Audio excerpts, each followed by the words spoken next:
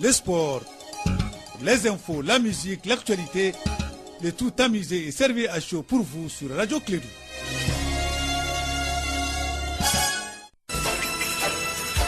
Radio Clédou, le journal avec Sotelma Malitel. Mesdames et messieurs, fidèles auditeurs, un conseil de ce matinal, très heureux de vous retrouver. Nous sommes nombreux à travers le réseau Clédou, que vous soyez de l'Afrique, de l'Europe, de l'Asie ou de l'Océanie. On vous dit bonjour et bienvenue, quel que soit le temps où vous êtes. On peut dire bonne nuit, bienvenue ou bonjour. En tout cas, ici au Mali, c'est bonjour, parce qu'il est exactement 7 heures et nous sommes aujourd'hui jeudi, 21 mars de l'an 2019. Il s'appelle Kassim Traoré, celui le présentateur du journal. Kassim, bonjour et bienvenue. Bonjour Andana, bonjour aux auditeurs de la 101.2. Le titre de cette édition, Omar Mariko et Karim Keita ne vont pas se présenter devant les juges d'instruction de la commune 4. C'est le juge Moussa Diarra qui a annulé leur convocation. Le COFOB se sépare de Moussa Mara par rapport à cette décision. Vous entendrez Omar Mariko pour plus de précisions. La consolidation, la reconstruction, le rôle des femmes dans ces deux thématiques seront développés par notre invité Nyare Fatoumata Keita qui est écrivaine. Voilà pour les titres, les détails dans une poignée de secondes avec Abdoulaye Andan aux opérations techniques. Kassim Traoré au micro pour la présentation.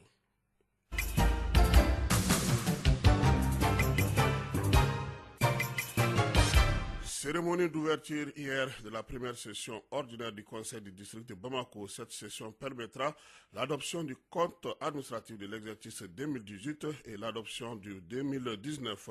Nous écoutons Adama Sangaré, des propos recueillis par Astan Diawara.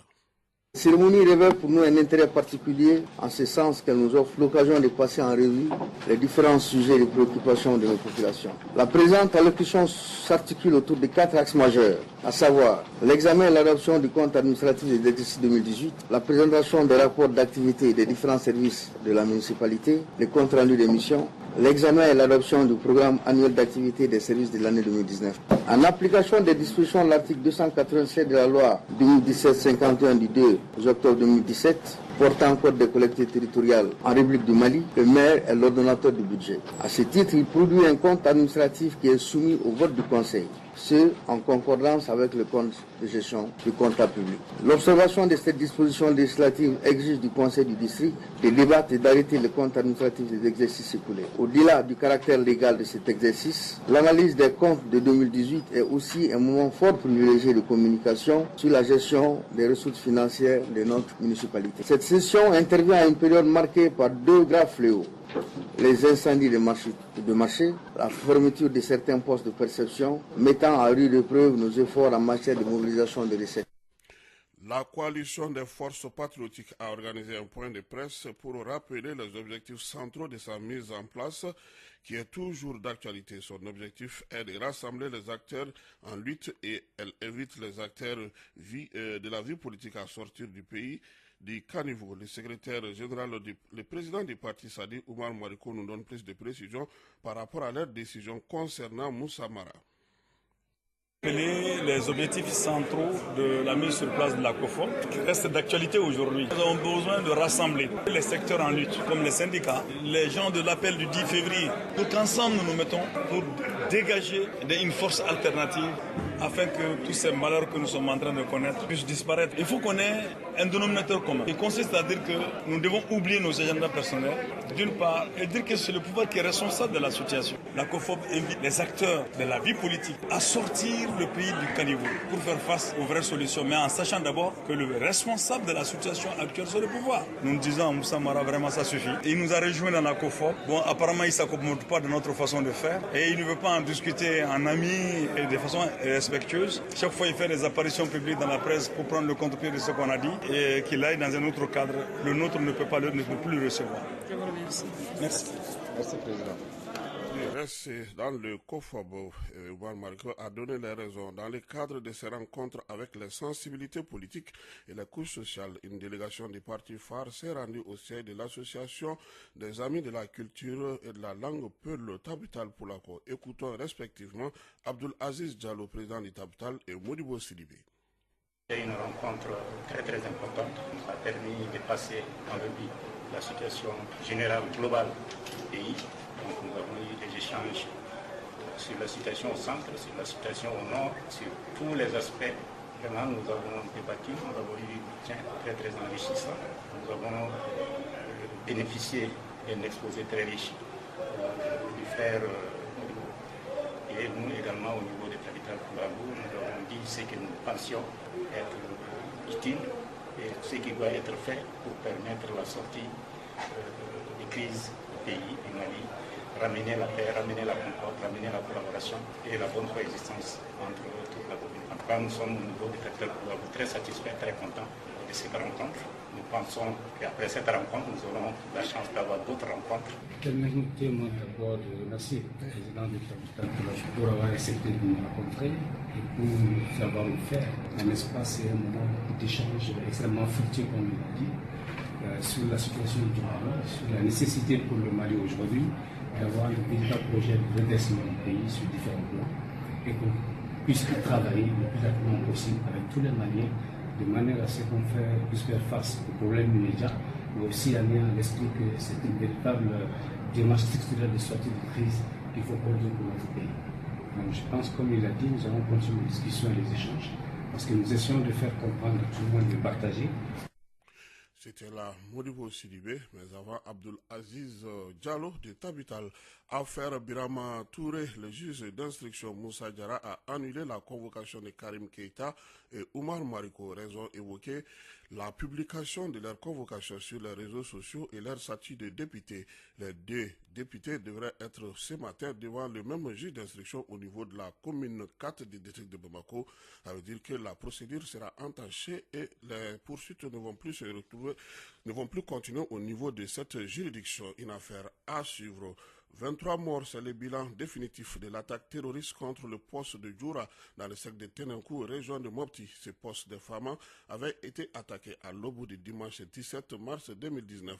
Le lendemain, le ministre Tchemoko Sangaré s'est rendu sur les lieux. Le poste a été repris sous le contrôle des forces et aujourd'hui, quand nous arrivions, nous avons trouvé que les éléments étaient en place. Et dans l'entretien que nous avons eu avec eux, nous leur avons indiqué que cette situation fait de la peine pour tous les Maliens et qu'ils ont le soutien et l'encouragement de l'ensemble du peuple malien. Ce que nous pouvons dire déjà au regard des informations que nous avons sur les auteurs de cette attaque, c'est qu'elle nous inspire beaucoup d'interrogations quant à l'attitude de certains signataires de l'accord pour la paix et la réconciliation au Mali issu du processus d'Alger. Nous pensons qu'aujourd'hui, le Mali a besoin que tous s'engagent de façon sincère dans l'application de l'accord. Je souhaite que l'ensemble des Maliens acceptent d'appuyer ce que nos militaires sont en train de faire. Notamment, je l'ai rappelé aux responsables de la commune de Djoura, ceux auprès de qui évoluent nos forces doivent comprendre qu'il est impératif qu'ils coopèrent avec les hommes, qu'ils les informent, parce que nous sommes dans une guerre asymétrique dans laquelle le renseignement est un élément central. Professeur Tchemoko Sangaré, ministre de la Défense et des anciens combattants, les liens de famille favorisent-ils la corruption? Le professeur Clément Dambélé nous donne des éléments de réponse. Le lien de famille, le cousin, la nièce, le tonton, fait que lorsque vous êtes dans le système, vous devez tout faire pour faire entrer votre clan dans le système de gestion administrative, dans le système de gestion financière au Mali, pour que vous organisez ce que Maurice Sensi appelait tout à l'heure la bourgeoisie comprador au Mali. Renforcer le clan parce que voler au Mali est devenu un jeu. Voler au Mali est à la limite devenu, comme à s'y méprendre, une gymnastique qui s'impose à la morale. Si vous ne voulez pas, on vous considère que vous ne faites pas partie des meilleurs. Si vous ne voulez pas aussi, parce qu'on vous donne une responsabilité de gestion du bien public, on vous considère que vous n'avez rien à faire ici. Plus on vole au Mali, plus on a la promotion. Moins on vole, moins on est considéré. Pour la simple raison lorsque vous êtes nommé à un poste de responsabilité au Mali, la première bénédiction qu'on t'apporte dans la famille, on prie pour que tu tires tous les bénéfices de ta nouvelle fonction au Mali. Cela suppose, en termes de psychosociologie, que la corruption est rentrée dans notre culture et nous considérons la corruption comme étant un vecteur primordial de notre raison d'être. Bientôt 6 mois que les étudiants de la faculté des sciences humaines et des sciences de l'éducation ne reçoivent plus de cours par faute de grève de leurs professeurs. C'est pour cette raison que les étudiants de ces dites facultés ont tenu un sitting hier matin devant leur rectorat. Le reportage de Étienne Nyari.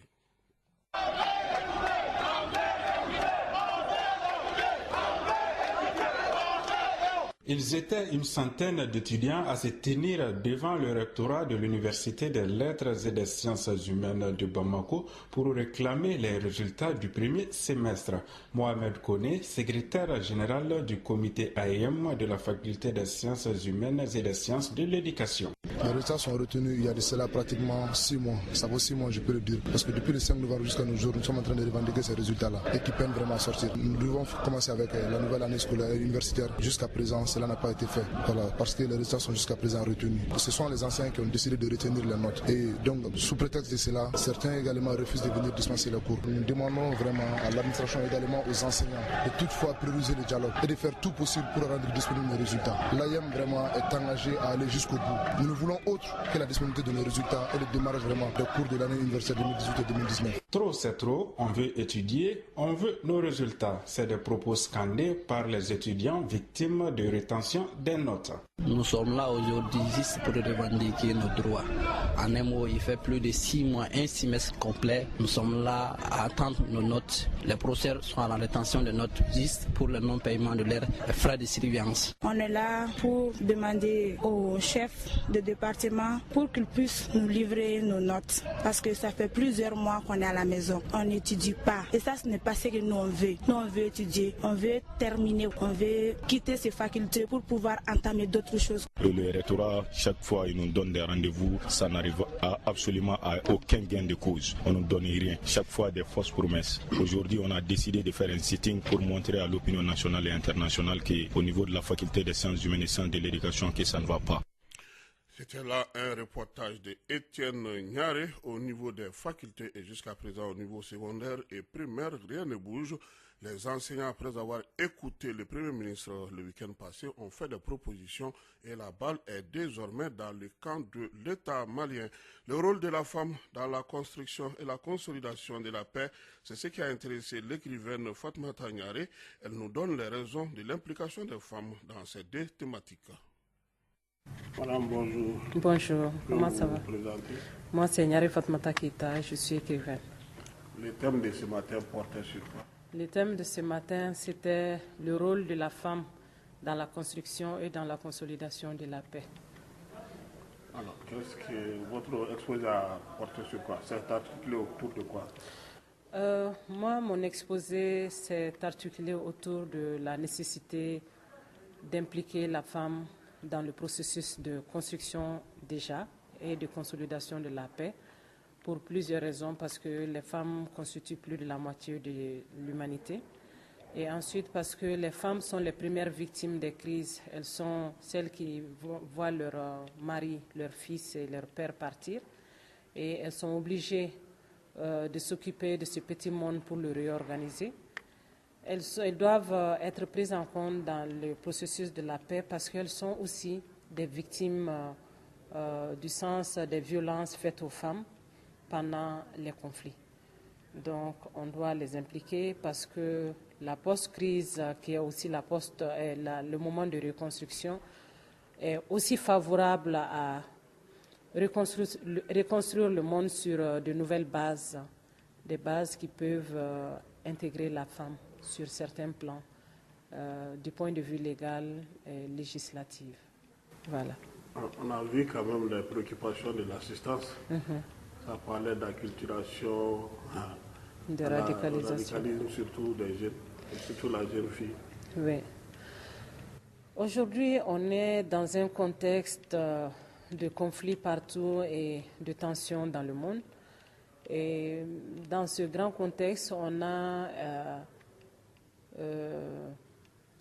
est en train d'assister à la radicalisation des jeunes. Ce n'est pas seulement le Mali, on l'a dit, c'est dans plusieurs pays de l'Afrique et du monde.